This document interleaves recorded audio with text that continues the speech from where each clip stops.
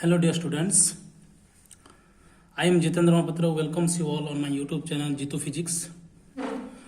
Today we are going to discuss about power in AC circuit containing pure resistor, pure inductor, pure capacitor and also LCR circuit. So in the previous class we have already discussed about AC circuit containing pure resistor, pure capacitor, pure inductor and also LCR circuit. So in case of a resistor, in case of pure resistor,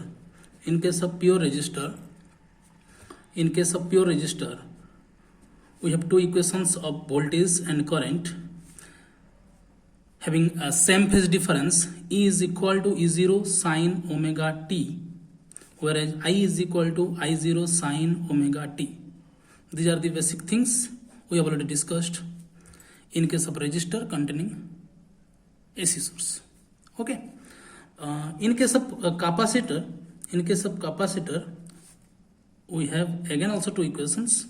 E is equal to E0 sine omega t and I is equal to I0 sine omega t plus pi by 2. Okay. These equations are used when we are calculating power in AC circuit containing pure resistor, pure capacitor and also pure inductor. So in case of AC circuit containing pure inductor, again we have two equations, that is E is equal to E0 sine omega t, whereas I is equal to I0 sine omega t minus pi by 2, जो कि already हम लोगों ने पिछले video में निकाल चुके हैं. Okay. And in case of LCR circuit, we have found, in case of capacitor, we also found XC, that is known as a capacitive reactance. And in case of conductor, in case of inductor, we have found XL, that is inductive reactance, having same unit, that is units of ohm. Okay. In case of LCR circuit, we have found impedance, that is impedance मतलब कि total opposition offer करता है due to inductor, capacitor and resistor. Okay. तो impedance का मतलब होता है, symbolize होता है Z, और Z का वैल्यू होता है XL माइनस XC का whole square plus R square का रूट ओवर. यस और no? Okay. Whereas admittance is nothing but reciprocal of impedance. Are you listening? Okay, fine. So इस सब चीज़ों में कोई तकलीफ नहीं होना चाहिए, क्योंकि मैं पहले से अच्छे से बता चुका हूं. जो ये सब नहीं जानता है, पिछले वीडियो को जाके वो देख के कर सकता है. ओके. तो आज का जो टॉपिक है हमारा, वो टॉपिक है power in AC circuit containing pure resistor. Power in AC circuit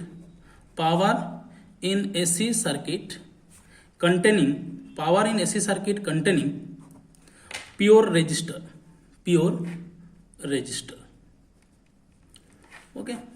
तो प्योर रेजिस्टर में जब एसी सर्किट में जब प्योर रेजिस्टर होता है तो उस वक्त पावर कितना होता है वो कैलकुलेट करेंगे. ओके दोस्तों. तो आइए, for AC through resistor we have two equations of voltage and current. Okay, we have already written, that is E is equal to E0 sin omega t. Yes, E is equal to E0 sin omega t and I is equal to I0 sin omega t. Yes or no? Okay, fine. So जब हम power निकाल रहे हैं तो power का मतलब होता है work done per unit time. मतलब कि टोटल वर्क डन करेंगे और टोटल टाइम को डिवाइड कर देंगे तो हमको पावर मिल जाएगा. ओके, ठीक है. तो आइए वैसे ही करते हैं. So instantaneous power instantaneous power P is equal to VI हम लिखते हैं, पहले भी हम पढ़ चुके हैं, P is equal to VI। So यहां पे V क्या है, यहां पे V है EMF, so we can write E into I। So we have E and we have I, just putting there values and calculate. So P is equal to E0 sine omega t and I0 sine omega t। Okay, मेरी आवाज तुम तक clear पहुंच रही है ना? Okay, comment करके बताना कैसा लग रहा है video. So P is equal to, simplify कर देंगे उसको, E0 I0 sine omega t, sine omega t क्या होगा, sine square omega t। Okay, तो जैसे कि मैं पहले बता चुका हूं, P को हम work done per unit time लिखेंगे तो इंस्टानियस पावर का मतलब होता है इंस्टेंट में, मतलब कि बहुत छोटा पावर निकाल रहे हैं उसका, तो हम इसके बदले में dw/dt लिख सकते हैं। P इज इक्वल टू क्या लिखेंगे, dw/dt, very small work done in small time interval. So dw/dt is equal to again E0 I0 sine square omega t, और यहां पे dw इज इक्वल टू क्या करेंगे, E0 I0 sine square omega t into हम dt कर सकते हैं। अगर किसी भी चीज का स्मॉल अमाउंट हमको पता होता है तो हम पूरे अमाउंट जानने के लिए क्या करते हैं बच्चों, इंटीग्रेशन करते हैं। तो दोनों साइड हम क्या करेंगे, अभी इंटीग्रेशन कर देंगे। तो with respect to work done है तो इनिशियली वर्क डन कितना होता है, 0। सो फाइनल वर्क डन कितना होता है, कैपिटल W लिख सकते हैं। विथ रिस्पेक्ट टू टाइम है तो इनिशियली टाइम कितना था, 0 था, और फाइनल टाइम कितना हुआ, capital T, time period, total time पर T। ओके, सो dw का इंटीग्रेशन किसी को भी पूछ लेने से पता चल जाएगा क्या है, W होता है, W 0 से W, तो W आ जाएगा जो कि टोटल वर्क डन है। E0 I0 कांस्टेंट है, E0 I0 कांस्टेंट है, बाहर चला आएगा, बच गया sine square omega t dt 0 to t। A very simple integration is there, sine square omega t को हम क्या करेंगे, तोड़ देंगे। Okay, sine square omega t का फॉर्मूला है 1 minus cos 2 omega t by 2 भी लिख सकते हैं, 1 minus cos 2 omega t by 2 भी लिख सकते हैं। जैसे कि हमारा फॉर्मूला है साइन स्क्वायर थीटा को हम लिख सकते हैं, ये सब पहले से पता होगा तुम लोगों को, 1 minus cos 2 theta by 2, am I correct? And cos square theta को लिख सकते हैं 1 प्लस cos 2 थीटा बाय 2। ये सब बेसिक चीजें हैं जो कि जानना बहुत जरूरी है। तो हमारा इक्वेशन था W is equal to E0 I0 integration over 0 to capital T, sine square omega t को हम तोड़ेंगे अभी, 1 माइनस cos 2 ओमेगा t लिख के बाय 2 कर देंगे। होगा कि नहीं, देखो ऑब्वियसली होगा। होल इनटू क्या करेंगे अभी, dt कर देंगे। इसको सिंप्लीफाई कर देने से हमको टोटल वर्क डन मिल जाएगा। टोटल वर्क डन मिलने के बाद हम क्या करेंगे, अभी देखो E0 I0 कॉमन है, अच्छा बाय 2 को भी ले सकते हैं, बाय 2 भी ले आए, okay very good. 0 to t dt multiply with 1 dt minus integration over 0 to t, दोनों के साथ इंटीग्रेशन होगा, यहां पे बचा cos 2 ओमेगा t dt। इसको हम पूरा कंप्लीट ब्रैकेट कर देंगे। ओके, देखो बच्चों जैसे बता रहा हूं, कोई तकलीफ नहीं होना चाहिए। अगर कोई तकलीफ होगा तो मुझे कमेंट करके बताना कि सर ये समझ में नहीं आया, आप कैसे बताए, फिर एक बार बता के बोलेंगे प्लीज। ओके ठीक है, तो चलो W इज इक्वल टू हम निकालेंगे अभी E0 I0 बाय 2। तो dt का इंटीग्रेशन सबको पता होगा t, और 0 टू t है तो t बचेगा, t minus cos 2 omega t, cos 2 omega t का इंटीग्रेशन कितना होगा, yes sine 2 omega t by 2 omega. देखो साइन 2 ओमेगा t को डेरिवेटिव करने से कितना होता है, cos 2 omega t into 2 omega, तो बाय 2 ओमेगा कर देने से हो जाएगा। इसका अभी लिमिट पुट करेंगे 0 टू कैपिटल T। समझ में आ रहा है ना, ओके। और W इज इक्वल टू हम लिख सकते हैं E0 I0 by 2 into T minus 1/2 omega बाहर ले आते हैं, इसका कुछ काम नहीं है। ओके, अभी हम अपर लिमिट पुट करेंगे, माइनस क्या करेंगे, लोअर लिमिट पुट करेंगे। तो अपर लिमिट जब पुट करेंगे हम क्या करेंगे, साइन 2 ओमेगा को हम 2π/t लिख सकते हैं कि नहीं, यस। और स्मॉल टी के बदले में कितना लिखेंगे, अभी अपर लिमिट पुट करेंगे, capital T minus sine T के बदले में 0 लिखेंगे तो कितना हो जाएगा, साइन 0। ब्रैकेट कंप्लीट कर देंगे। ओके, अच्छे से दिखाई दे रहा है बच्चों? ओके, बहुत बढ़िया, बहुत बढ़िया। अभी हम क्या करेंगे, E0 I0/2 को अंदर डालेंगे और W is equal to, we can write E0 I0/2 into T minus 1/2 omega है। अच्छा, कैपिटल टी कैंसिल हो जाएगा, 2 इंटू 2 पाई कितना होता है, साइन 4 पाई। साइन 0 का वैल्यू 0, साइन पाई का वैल्यू भी 0, साइन 2 पाई का वैल्यू भी 0, साइन 3 पाई का वैल्यू भी 0 एंड अगेन साइन 4 पाई का वैल्यू भी 0 होता है, साइन 0 का वैल्यू भी 0 होता है। ओके बच्चों, तो W इज इक्वल हम लोगों को मिल गया E0 I0 t/2। होगा कि नहीं बोलो? अभी हम क्या करेंगे, पावर एवरेज निकालेंगे, पावर एवरेज निकालेंगे, एवरेज पावर निकालेंगे। कैसे करके, total work done divided by total time, total work done divided by total time.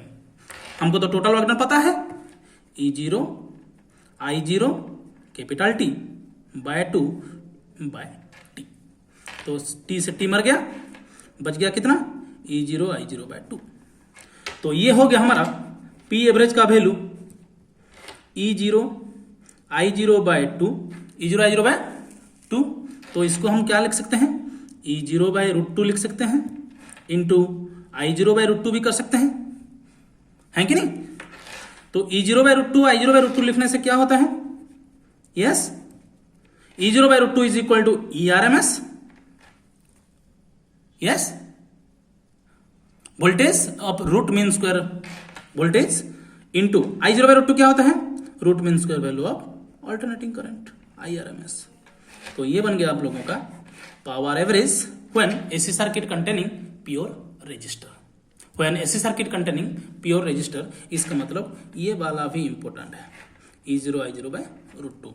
जब पीक वैल्यू दिया होगा तो E0 I0/2 पुट करेंगे, और जब हमको RMS वैल्यू दिया होगा तो ERMS IRMS कर देंगे। When AC circuit containing pure resistor, ये वाला बात बहुत इंपॉर्टेंट है। जब AC सर्किट में प्योर रेजिस्टर रहता है तो P एवरेज का वैल्यू हो जाता है E0 I0/2 and P average का वैल्यू हो जाता है ERMS इंटू IRMS भी हम लिख सकते हैं, कोई बात नहीं। ओके, तो अभी हम डिस्कशन करेंगे, अभी हम डिस्कशन करेंगे power in AC circuit containing pure capacitor. तो आप लोगों को समझ में आ गया होगा कि किस तरह से हम डिराइव कर रहे हैं, तो बिल्कुल वैसे ही डिराइव करना है, बिल्कुल डरने का कोई बात नहीं। लेकिन एक चीज हमको याद रखना होगा कि जब प्योर कैपेसिटर AC कंटेन करता है उस वक्त दो इक्वेशन निकलता है। तो हम लिखेंगे अभी for AC through capacitor, for AC through capacitor E is equal to हम क्या लिखते थे, E0 साइन ओमेगा टी, आप लोगों को मालूम होगा। और वहीं पे I इज इक्वल टू हम लिखते थे I0 sine omega T plus π/2, जो कि करंट लीड करता है वोल्टेज से π/2 रेडियन में, और वोल्टेज लेग बिहाइंड करता है करंट से π/2 रेडियन में। ये वाला शॉर्ट क्वेश्चन मैं बार बार बोल रहा हूं। ओके, तो अभी हम क्या करेंगे, वही वाला P is equal to VI और we can write E into I। तो क्या करेंगे अभी, अच्छा इसको हम क्या लिख सकते हैं, I0 sine π/2 plus omega T, sine π/2 plus omega T, sine 90 plus theta cos theta होता है, तो हम सिंपली कस ओमेगा टी भी लिख सकते हैं। ओके, तो अभी क्या करेंगे, P is equal to E का वैल्यू हो गया E0 sine omega T, but यहां पे I का वैल्यू कितना हो गया, I0 कस ओमेगा टी। ओके, सो P के बदले में हम लिख सकते हैं dW/dt, जो कि बोलते आ रहा हूं power is nothing but rate of work done. So E0 I0 को एक साथ लिख देते हैं, साइन ओमेगा टी कस ओमेगा टी है, तो मैं क्या करूंगा, 2 मल्टीप्लाई करके 2 डिवाइड करूंगा और यहां पे लिखूंगा एक साथ साइन ओमेगा टी कस ओमेगा टी। तुम लोगों को समझ में आ गया होगा कि मैं क्यों 2/2 मल्टीप्लाई किया, डिवाइड किया, 2 मल्टीप्लाई किया, 2 डिवाइड किया। ओके, क्योंकि 2 sin omega t cos omega T एक फॉर्मूला है जो कि sin 2 थीटा होता है कि नहीं बच्चों? 2 sin theta into cos theta, trigonometry को तुम नेग्लेक्ट नहीं कर सकते हो, तुम्हारे साथ हमेशा बने रहेगा। 2 sin theta into cos theta हो जाता है आप लोगों का फॉर्मूला sin 2 थीटा। ओके, तो आइए dw इज इक्वल टू लिखते हैं डायरेक्ट, तो एक 2 बच जाएगा, E0 I0/2 बाहर ले आते हैं। 2 sin omega t cos omega T को डायरेक्ट लिखते हैं sin 2 ओमेगा टी का अभी क्या करेंगे, इंटीग्रेशन करेंगे dt। तो वही वाला पैंतरा अपनाएंगे with respect to work done है, तो इनिशियली वर्क डन था 0, फाइनल वर्क डन हो गया W, इनिशियली टाइम था 0 और फाइनल टाइम हो गया कैपिटल T। ओके, अभी सिंपली इंटीग्रेशन करना है, जैसे कि तुम लोग जानते हो dw का इंटीग्रेशन हो गया W, E0 I0/2 बाहर चला आया, sin 2 ओमेगा टी का इंटीग्रेशन, sin 2 ओमेगा टी का इंटीग्रेशन हो गया minus cos 2 omega T divided by 2 omega, है कि नहीं बोलो, 0 से कैपिटल T। ओके, और W is equal to E0 I0/2 into 2 omega, 4 omega लिख देते हैं। ओके, जब माइनस वैल्यू यहां भी अंदर रहता है तो पहले लोअर लिमिट डालते हैं, उसके बाद माइनस लिख के अपर लिमिट लिखते हैं, तो ये बन जाएगा cos 0 degree minus cos 2 omega के बदले में कितना लिखेंगे 2π/t, वही वाला पैंतरा, और t के बदले में कैपिटल T, और W is equal to E0 I0/4 omega, cos 0 का वैल्यू होता है 1, cos 0 का वैल्यू होता है 1 माइनस t से t मर गया, cos 4π का वैल्यू, तो cos 0 का वैल्यू होता है पॉजिटिव +1, cos π का वैल्यू होता है -1, cos 2π का वैल्यू होता है +1, cos 3π का वैल्यू होता है -1, अगेन cos 4π का वैल्यू होता है +1, तो यहां पे W आ जाएगा 0। तो टोटल वर्क डन कितना हुआ when AC circuit containing pure capacitor, तो टोटल वर्क डन कितना होता है W इज इक्वल टू 0। तो पावर एवरेज कितना होगा, पावर एवरेज का फॉर्मूला है total work done by total time, तो टोटल वर्क डन तो कुछ हुआ नहीं है, तो कितना होगा, 0 होगा। सो ये वाला शॉर्ट क्वेश्चन है, power in AC circuit containing pure capacitor is 0।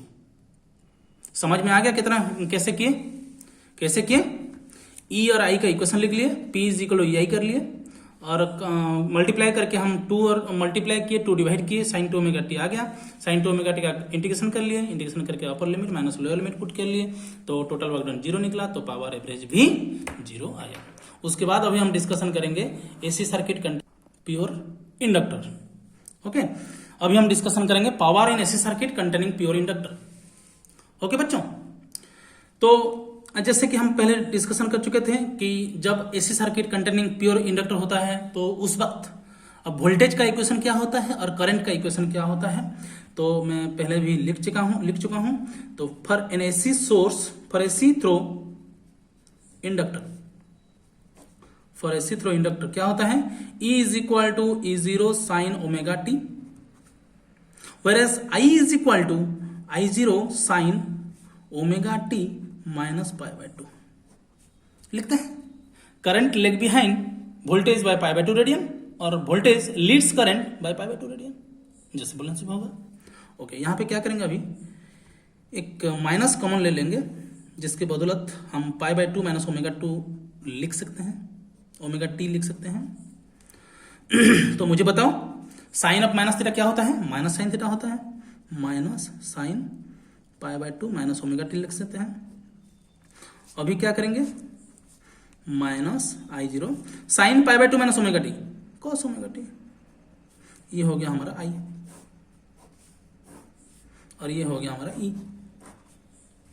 Okay, अभी डालो formula, P is equal to क्या फॉर्मूला है, VI इज इक्वल टू हम EI कर सकते हैं, है कि नहीं, तो अभी मल्टीप्लाई कर देंगे, E0 sine omega t into minus I0 cos omega t. Okay बच्चों, तो P इज इक्वल टू हम डायरेक्ट लिख सकते हैं dw/dt, ये है instantaneous power. Okay, very very very very small time interval में पावर कितना है। ये तो इंस्टानियस इंड्यूस्ड ईएमएफ है और ये इंस्टानियस इंड्यूस्ड करंट है, तो मिला के क्या होगा, instantaneous power. So dw/dt we can write minus E0 I0 again sin omega t cos omega t. तो वही वाला डेरिवेशन फिर एक बार करना है, सिर्फ माइनस यहाँ पे लगा है और वहां पे माइनस नहीं लगा था, तो बहुत आसान होगा। 2 मल्टीप्लाई कर देंगे और 2 डिवाइड कर देंगे और dw लिख के माइनस E0 I0 बाय 2 को यहाँ लिख सकते हैं और 2 sin omega t cos omega T क्या हो जाएगा, sin 2 omega t into dt का इंटीग्रेशन करेंगे बोथ साइड्स। ये लिमिट हो गया 0 to w। कैसे लिमिट लिया जाता है पता चला कि नहीं। जो पीसीबीआईटी होते हैं उनका मैथ तो नहीं रहता है, पीसीबीआईटी होते हैं उनका मैथ नहीं रहता है, तो ये थोड़ा थोड़ा मैथमेटिक्स तुम लोगों को जानना जरूरी है जो पीसीबीआईटी बच्चे हैं। और जो पीसीएमआईटी हैं कि पीसीएमबी हैं उनको कुछ तकलीफ नहीं होना चाहिए, फिर भी दुख का बात है कि उन लोगों को भी पता नहीं रहता है। तो मेरे दोस्तों, मेरे बच्चों, थोड़ा ध्यान से पढ़ाई करो। ओके, मन लगा।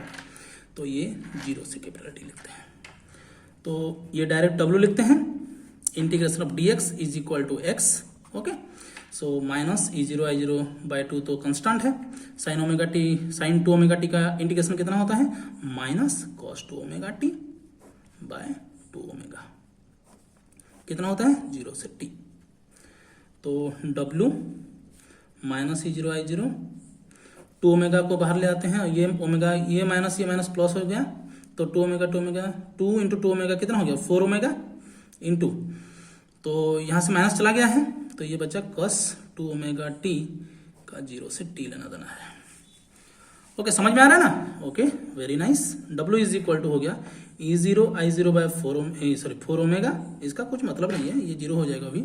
तो पहले अपर लिमिट पुट करेंगे, 2 इंटू ओमेगा के बदले में 2 पाई बाई टी लिखेंगे और स्मॉल टी के बदले में t लिखेंगे, माइनस cos 0 लिखेंगे। तो cos 4 पाई का वैल्यू है +1, cos 0 का वैल्यू है 1, तो हमें डायरेक्ट लिख रहे हूँ अभी क्योंकि ज़्यादा टाइम नहीं लेंगे, इंटू 0। तो वर्क डन हो गया 0। वर्क डन 0 होने का मतलब है पावर एवरेज भी 0 होगा क्योंकि w/t लिखेंगे, तो ये हो गया 0। तो अभी ध्यान में देना है कि जब हम लिखे AC circuit containing pure resistor, तब पावर एवरेज कितना था, पावर एवरेज कितना था, E0 I0 बाय 2 और ERMS इंटू IRMS। किस वक्त, जब रेजिस्टर कंटेन कर रहा था सर्किट में। ओके, जब